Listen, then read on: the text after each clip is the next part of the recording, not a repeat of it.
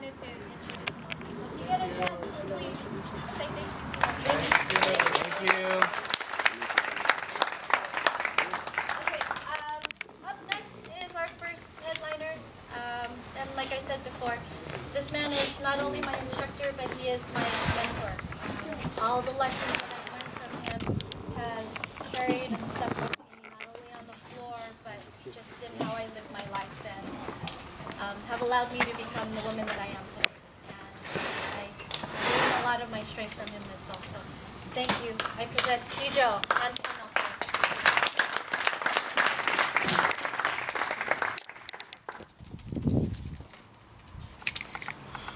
Do you want the mic?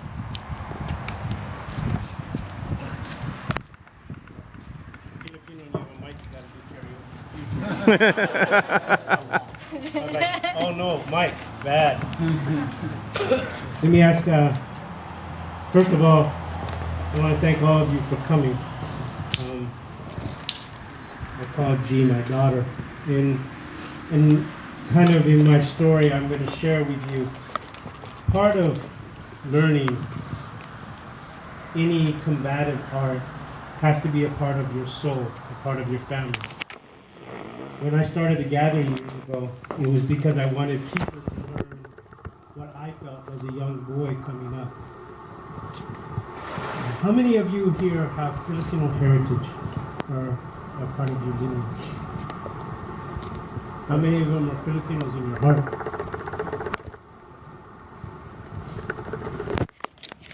By association. G says my first introduction to martial arts started in 1962. I've been doing martial arts for over 50 years. My father was my instructor, still is my instructor and my mentor. My father would not classify himself as a martial artist. My father fought with a group called the Bolo Brigade. So when G asked me to share history is different than teaching a lesson. A lesson is impersonal. History becomes personal. And there's a lot of trust that gets involved in that. My father started teaching me when I was 5 years old, part of our heritage. And I'm not going to tell you some story of martial arts passed down from generation to generation to generation. I am not a product of that. I'm a product of war. My father fought with the guerrillas. My father fought with the guerrillas because he had no choice, because both of his parents were killed by the Japanese when his village was invaded. He was captured as a prisoner as a young boy. My dad was about 13 years old, which is interesting because that's how old my sons are. At 13, he was captured by the Japanese when they came in and invaded his village. My father tells a story how he got away from the Japanese. They told him to catch a chicken for dinner. He said he ran behind the chicken. He kept on kicking the dirt. When the chicken ran by the bush, he ran in the bush, and that was it. He was gone. Later, he lined up and ended up with a guerrilla group near Pangasinan and fought with the guerrillas. The weapon of choice my father carried, and this is where the name of the group came from,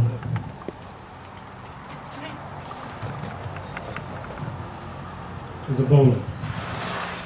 Now, this is a tool. It can be used as a weapon when need to be. But that's not what my father carried it for. He used it for preparing food. They used it for farming. My father was a farmer. He rode a water buffalo. They farmed the rice paddies in the Philippines. You know, he grew up in a village called San Felipe on the island of Luzon. It's on the coast between the China Sea. So when I was 5 and my father started to teach me, he didn't tell me I was learning martial arts. He told me I was learning to prepare to protect my family. For my father, he lived his whole life, and until this day, my father is still alive. He's 87, will be 88. Lives with the legacy or the torture of the fact that he wasn't able to defend his mother while he watched his mother be cut down by the invading soldiers. And for him to prepare me was to, in some way, to justify it, so when it was my time, I could do what he wasn't able to do in his time. So I was taught to be a protector. A protector. When I was a small boy, I remember when my younger brother was born. He's 5 years younger. They put my brother in my arms, and my father looked at me and he says, "He's your brother, and you're responsible to protect him." When my father was in the Navy, he's a 30-year Navy man, and he would go away on the ship, my father would set me aside and say, "You're the man of the house, you are the protector." And so my whole life I didn't learn martial arts. I learned to protect my family. I learned what the art really is meant for. It's not a toy, it's not a game, it's a part of our culture, it's a part of who we are. There's a spirit that goes inside of what we do. This is a difficult story because, it'd been easy to come up here and just swing a blade and make this about a class, but telling you some of the history to understand part of our culture, what went into what we call, today they call FMA. Growing up, I didn't know what FMA was. And I think FMA is, I'm not necessarily sold on that term because there isn't a Filipino martial art. Anybody that's Filipino or been to the Philippines knows we have as many dialects as there are languages in the world. You go 2 blocks down and everybody's got a different habit, a different language. We're different. You can't say that we have a martial art because an art is a self-expression of motion. And so each village, each group had its own expression. So if there is anything, I would say, as a Filipino, that some of the original mixed martial arts are Filipino martial arts. Because our culture isn't one indigenous people of the Philippines. As archaeologists dig through the Philippines, they find that we are made up of many cultures. And that's why our people look so different. Even the name Philippines is a misrepresentation of who we are because we're not Filipinos. We're Indonesians, we're Asian, we're in some cases can have descendants of Hindu, some descendants of Malaysian, because that's what the Philippines are made up of many different cultures that came through the Philippines, depending on where you're at in the Philippines. Some people, when they think of the Philippines, they don't realize that there's over 7,000 islands that makes up the Philippines. 7,000 islands. And depending on what encyclopedia, that number will change. And a lot of that has to do with monsoon season and non-monsoon season, because if it goes underwater in monsoon season, it's not an island. So that number, sometimes it'll be 7,019, sometimes 7,030. That was a dry season. Okay, so the art, our art is so diverse. When we go down south in the Mindanao, so much more of the art has an influence that it is more Hindu, more Islam. The original connection, the historians say that the original connection of Islam in the Philippines is the 13 Datus, the original 13 tribes, Muslim tribes that entered the Philippines. They were all fleeing, like the story of the pilgrims coming to America. The Datus came to the Philippines from Borneo, trying to avoid a vicious sultan, and came to the Philippines. And they're the ones that introduced Islam to the Philippines. Probably the most famous of all the Datus is Lapu-Lapu, which is directly tied into every person that's been in America that learned American history. They were taught about Magellan, this great adventure. But they're never taught where Magellan died. Magellan died at the hands of King Lapu-Lapu in the Philippines. Part of our history. Even our connection to America, America isn't the great savior because they came to save the Philippines from the Spaniards. But then they realized the Philippines had so many treasures that they never left. And so they became the people that stayed and invaded the Philippines. But what I came to share with you today is a little bit about the art itself, some of the ideas that come from our culture. You know, it is a full culture. The fact that the blade, the way it's designed, is designed with function in mind. You know, it has a purpose. The Filipino barong, or sometimes called the leaf machete, it is designed different than a European or an American machete. It's the most functional blade that is designed. Because of its curved design, it allows you to have full striking surface of the blade without hitting your knuckles. Unlike a straight blade or American machete, that when this blade is straight and you're holding your hand, you can only cut with the first 6 inches of the blade. It's a hacking tool. Okay. But because this wasn't a fighting weapon, but because it's a farming tool, you wanted to cut with the full length of the tool. Okay. So, I gotta put this down. I'm still feeling like I should sing. So, just show where the blade goes. So in a flat blade, when you're holding the blade, you can only hit with this end, because if you try to hit here, your knuckles are going to hit. Can you see that? The same is with your stick. Okay? So typically when sticks train, it swings and you're hitting with the last 5 to 6 inches of the striking surface. And typically you can see the evolution of an art from a blade art to a stick art by the position of the wrist. Okay?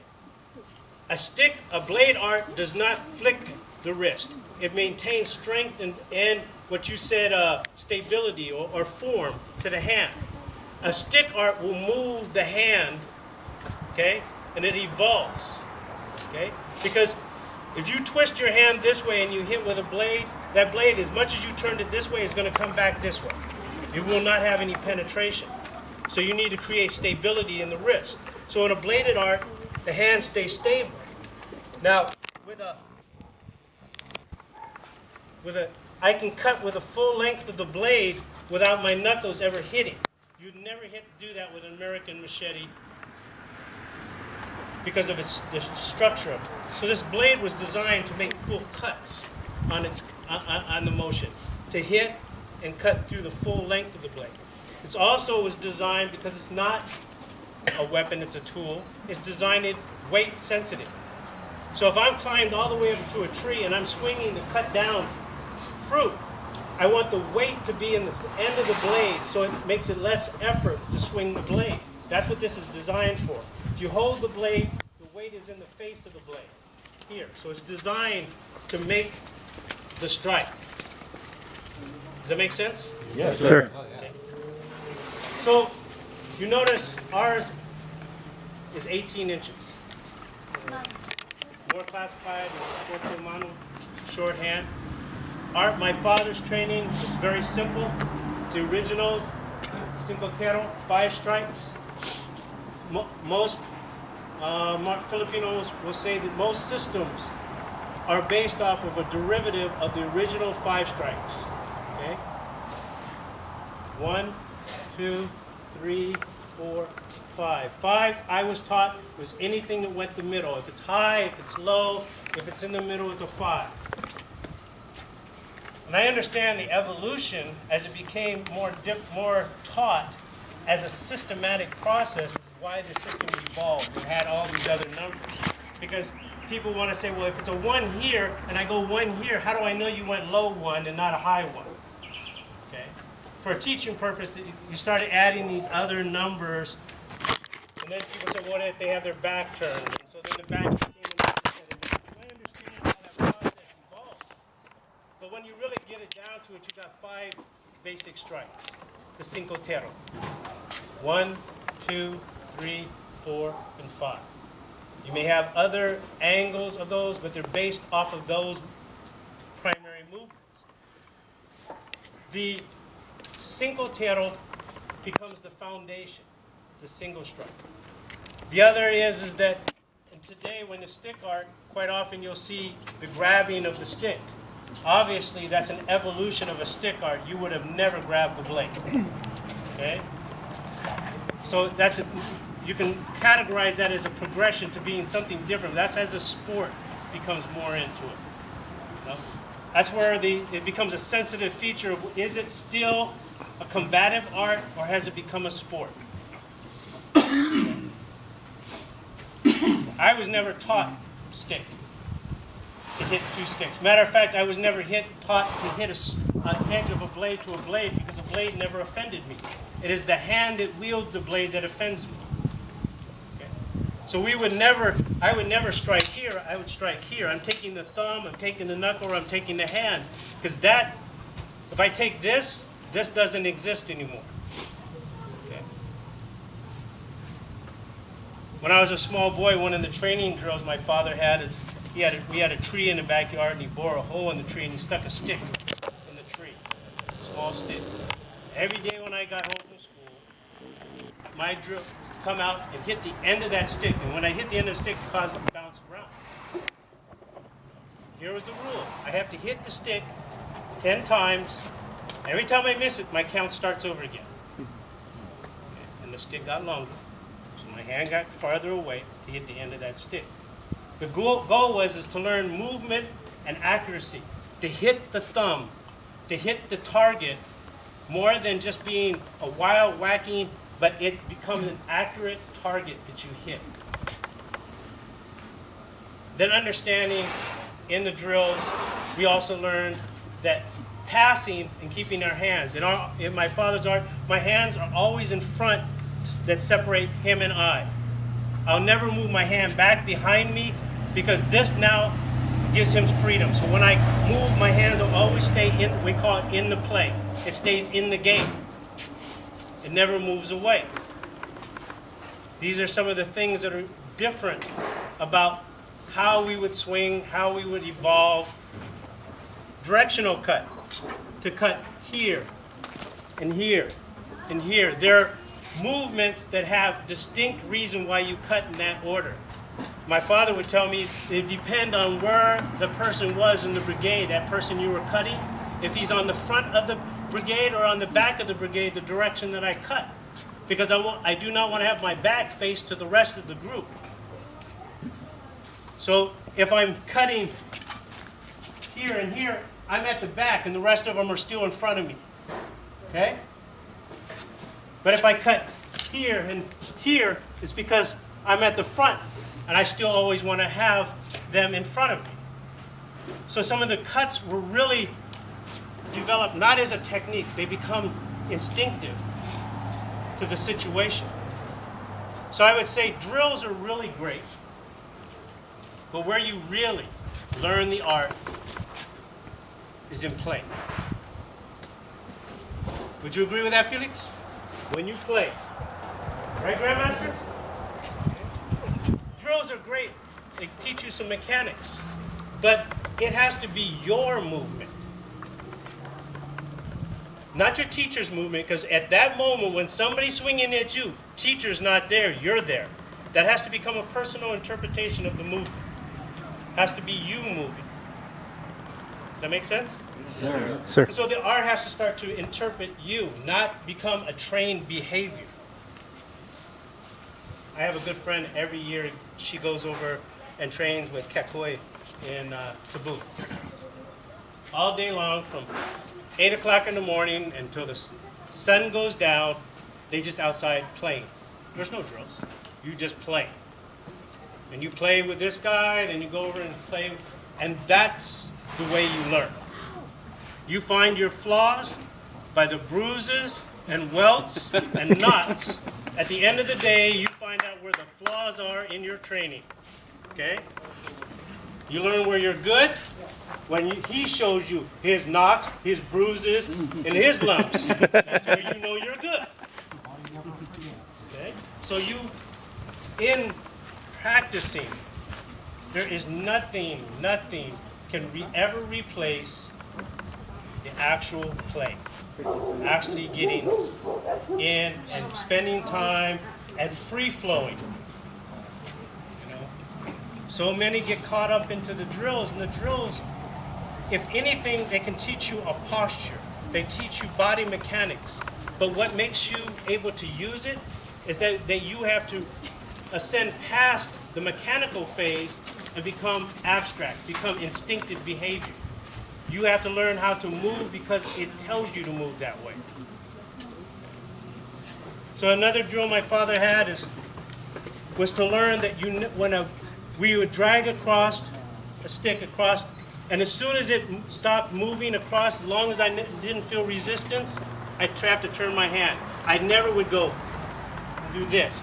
I'd drag, feel no more pressure, drag till I didn't feel pressure, drag, and always keep the blade in the game, in the draw. We say feeding the blade. Always staying there. Never pull across, never slash.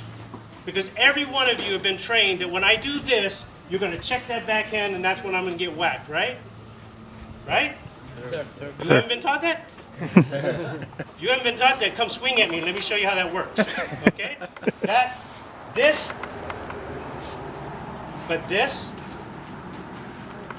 still keeps me protected. Agreed? Yes, sir. So drills teach us good behavior. That's a perfect example. When you play and you swing that hand down here and I get whacked right there, I know what happened. He hit me really hard. And I wasn't in any position to protect myself. Okay? So we'll play with some ideas, some drills I want you to play with, taking what I just said, because I know you guys have been sitting a long time for the demos and that. And I'll show you a couple of things comes from guerrilla warfare that my father taught me when I was a kid. Some of the things, examples. Going back to my dad, I'll kind of give you a perspective. My dad was so small when he killed his first Japanese. He said he slung the rifle on his shoulder and it dragged in the ground behind him. Because he was so small. Not that my dad is tall now. My dad's about, how tall is Dad? About this tall. Actually, he's got shorter as he gets older. So, but a lot of, when you ask my dad about martial arts, it's not, he wouldn't classify himself as a martial artist. He classifies himself